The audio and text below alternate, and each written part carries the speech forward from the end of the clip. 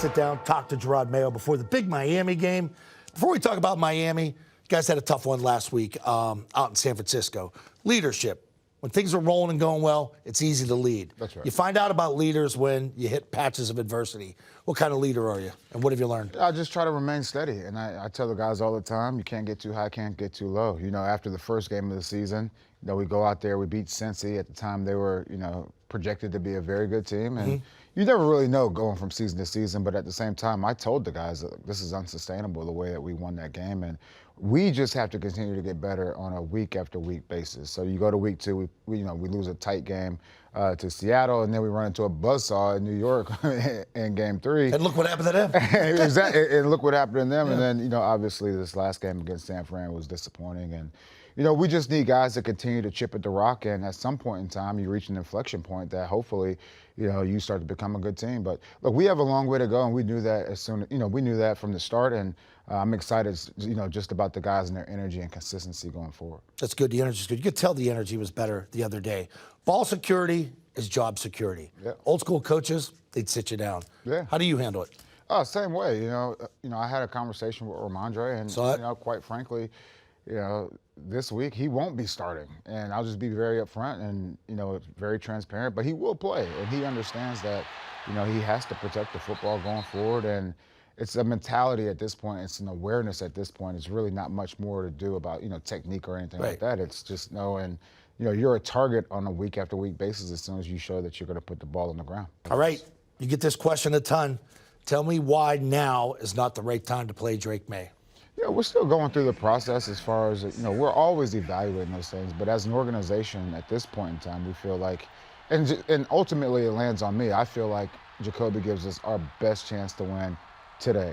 Now, you know, you're very clear on this. Yeah, I want to be very clear, but at the same time, you know, people are like, well, you know, you should do this, you should do that. And it's not always going to be the popular thing to do. And, you know, as a head coach, you have to have that near-term vision and also that long-term vision. And it's not always going to be popular. And look, going into the season, I knew, you know, any team I would have went to, and even here, we're going to take our lumps. At the same time, I try to be consistent in my thinking.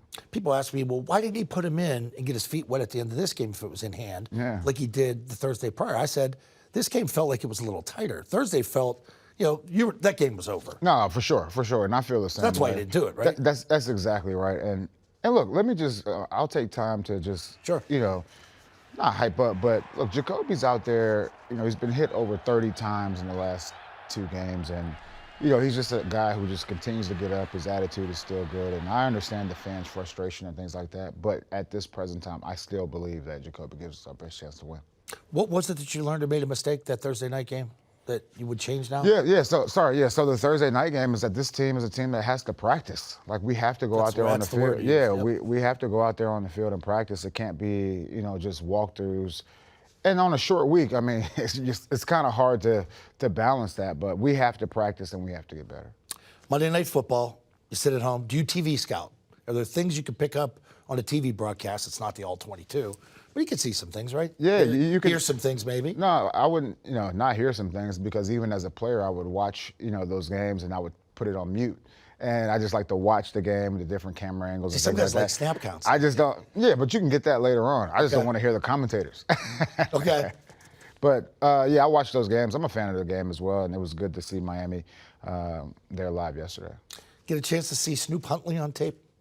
Yeah, you know, Huntley. Look, he's a solid player. Look, those guys as well. You know, they're still trying to figure out their identity, especially after losing their quarterback.